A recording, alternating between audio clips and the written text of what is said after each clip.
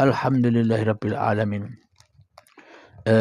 Silakan para sahabat bila ingin bertanya-tanya tentang apa yang sudah kita kaji, yakni salah sangka kita kepada Allah selama ini. Dikira Allah gaib, kita yang wujud. Padahal hanya Allah yang wujud, kita yang gaib. Silakan Kak Mas.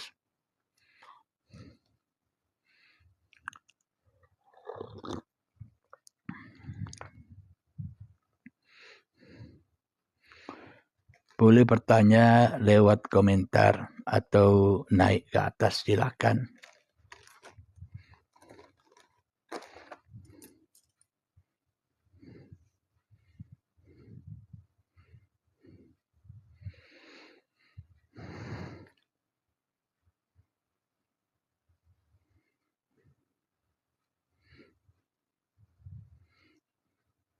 Nggih, Basingo, salam hormatku selalu.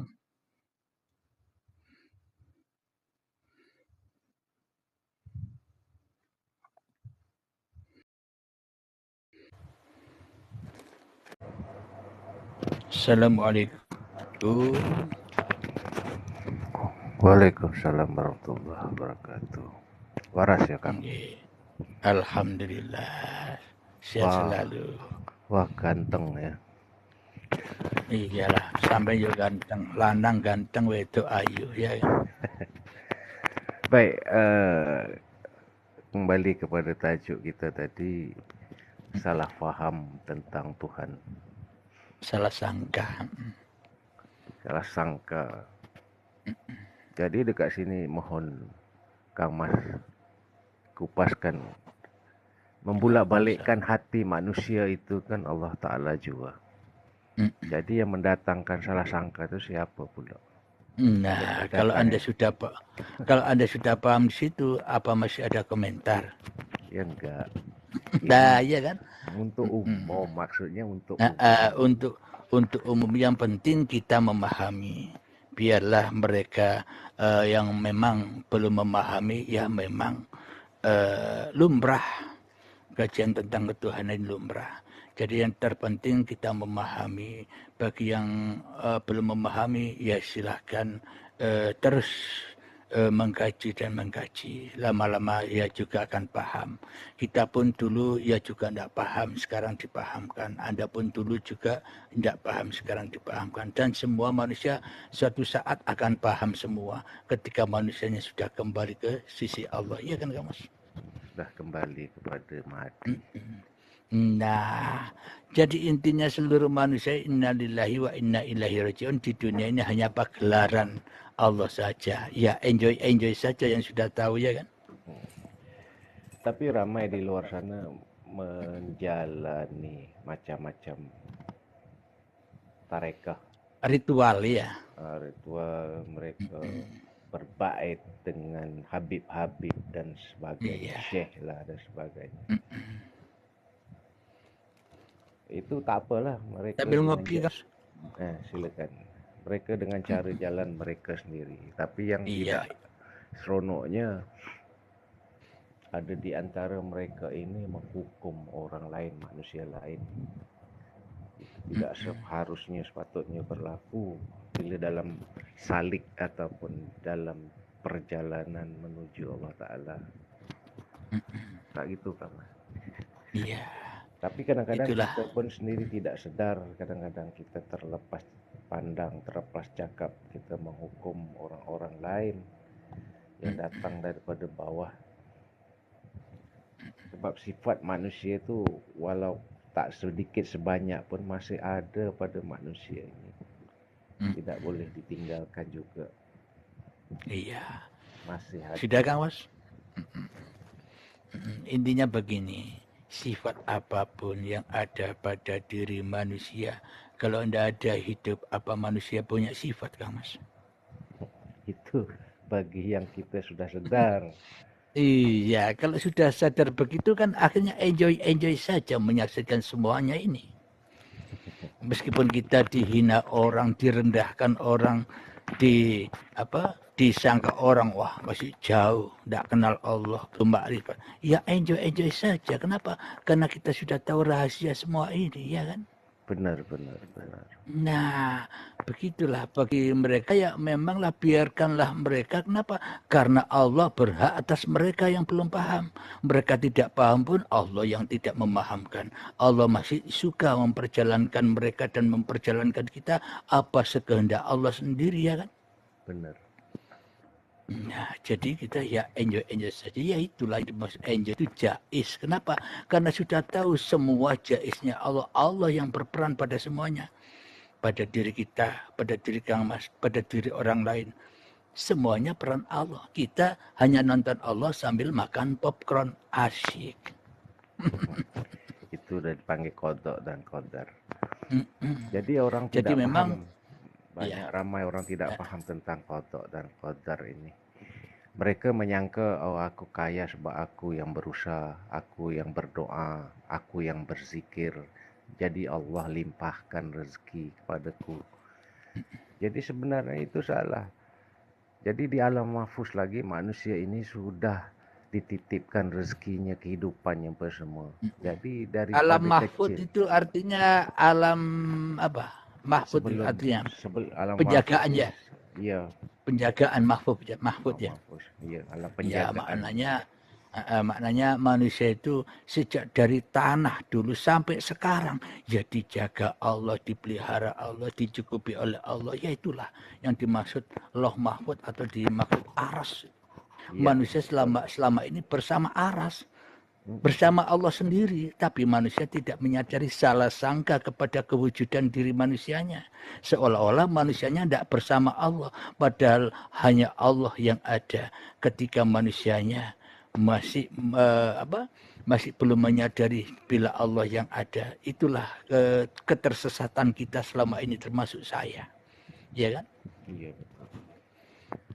Jadi manusia ini sebelum dilahirkan ke dunia ini memang sudah ditentukan mau jadi. Kalau kamu mau jadi ustadz contohnya, dari kecil lagi dia sudah disiapkan wadahnya, diarahkan kemana hala kamu. Kamu akan ditakdirkan menjadi orang kaya contohnya nanti dewasa. Jadi Allah sudah persiapkan kamu ilmunya begini haluannya manu kemana. Itu semua Allah yang bukan hati. Tapi mereka menyangka-nyangka, oh aku jadi ustaz ni sebab aku rajin membaca, rajin berkuliah, rajin mencari ilmu. Masih ada sebab musababnya, sebab akibatnya, ya kan? Padahal itu semua sudah diarahkan Allah Ta'ala. Dan Allah dah tulis dalam alam mahfuz lagi. Jadi kita lahir itu sudah dipersiapkan arah kita kemana. Itu dipanggil qada dan qadar. Betul. Bukannya maksudnya oh kita naik motor, tiba-tiba kita kemalangan. Oh apa boleh buat, ini sudah takdir Allah. Itu tidak betul. Bukan begitu. Ataupun mungkin mereka jadi jutawan ataupun jadi karyawan yang kaya raya. Oh, sebab aku itu usahaku, aku kerja kuat, aku banyak berdoa, aku banyak bersedekah. Sebab tu aku jadi kaya macam ini. Itu semua tidak betul. Jadi kita ni semua di dunia ini hanya artis saja, pelakon-pelakon. Nah, artis yang harus patuh kepada sutradara agar tidak tersesat. Iya, supaya wayang kulit. Ya. Iya, Wayang kalau kulit itu. Kalau artisnya tidak patuh kepada sutradara akan tersesat, maka salah sangka, Kang Mas. Iya. Tidak sadar. Karena sudah keluar dari keartisan dirinya, ya kan? Jadi memang sebab akibat itu tidak ada. Kalau tidak ada hidup, ya tidak ada sebab akibat, ya kan? Berarti sebab akibat itu yang milik Allah sendiri. Hidup dan mati, Allah yang hidup dan mati, bukan manusianya. Manusia tidak bisa hidup dan manusia tidak bisa mati, ya tidak? Apa buktinya? Inna sholati wa nusuki wa mahyaya wa mamati lillah, loh. Hidup dan mati milik Allah. Ngapain kita bingung hidup dan mati? Enjoy saja, ya enggak? Contohnya dulu kita orang yang susah, orang yang miskin. Tiba-tiba kita berusaha buat satu perniagaan daripada perniagaan preman dan sebagainya tepi jalan. Kemudian Allah limpahkan rezeki, jadi kaya. Jadi mereka mengatakan aku dulu orang miskin juga, tapi sebab berkat usaha aku, jadi aku jadi kaya sekarang. Bukan Kita pun juga begitu. dulu begitu ya kan Mas. Bukan begitu. Yang menggerakkan hati itu kan Allah Ta'ala. Allah Ta'ala, Iya. kudrat pun Allah Ta'ala juga yang bagi kamu. Ilmu juga Allah Ta'ala juga yang Tuh. bagi ilmu. Tapi Sama halnya kita punya motor Honda. Kita bawa pas hujan lewat jalan yang rusak sehingga motor itu kotor. Terus apakah motor itu disalahkan? Ya kan?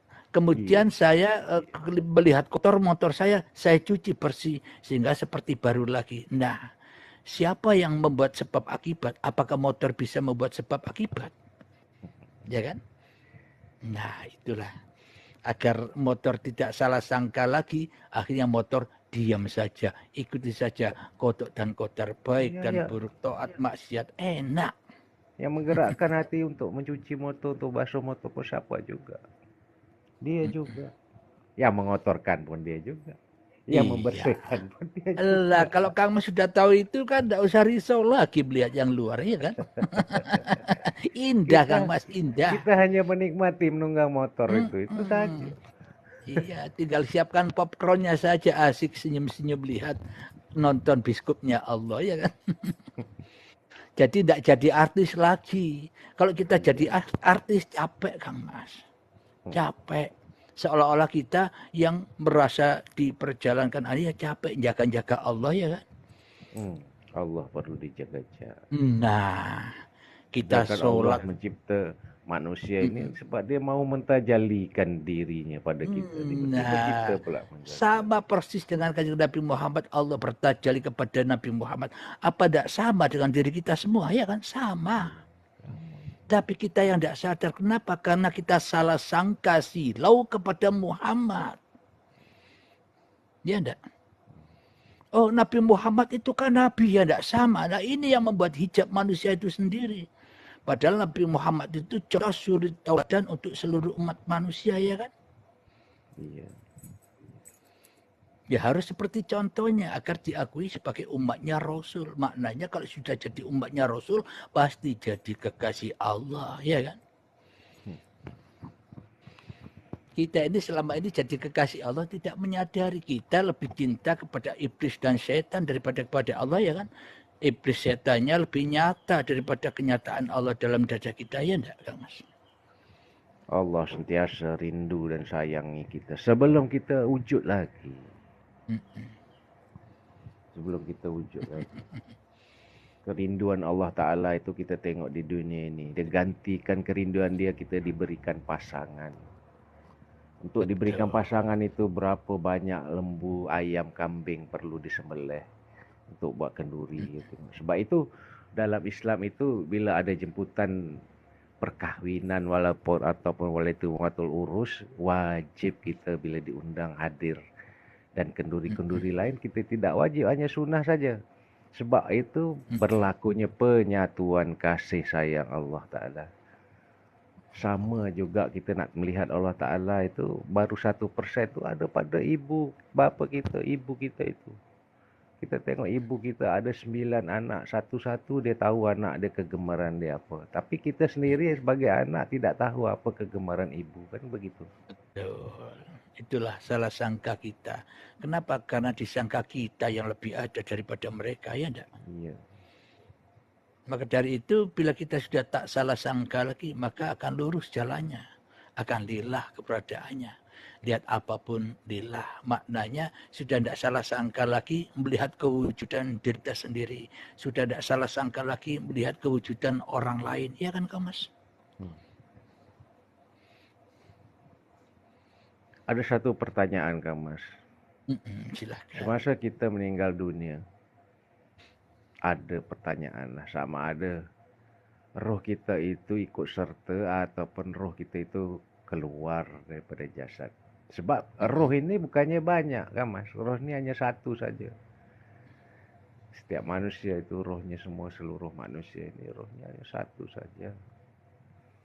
Jadi pertanyaannya sama ada roh itu ikut ke alam kubur ataupun roh itu keluar daripada jasad. Silakan Kak Mas. Alhamdulillah. Memang kalau manusia belum terbaik hatinya masih bimbang dengan alam-alam misteri itu. Iya. Padahal secara logikanya begini Kang Mas. Dulu Anda tidak tahu di prosesnya bagaimana. Ujuk-ujuk tiba-tiba merasa ada. Loh, ada. Ini namaku Abdul Halim, ini badanku, ini hidupku, aku semua yang melakukan. Nah, tiba-tiba begitu kan, seolah-olah tidak ada yang menciptakan kan, ya enggak Kang Mas?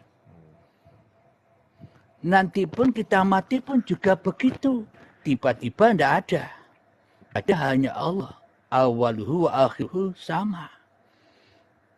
Jadi adanya alam-alam yang dimisterikan atau yang didongeng-dongengkan selama ini, itu hak apa? Bukan besok terjadi, hak saat manusia itu ada. Iya.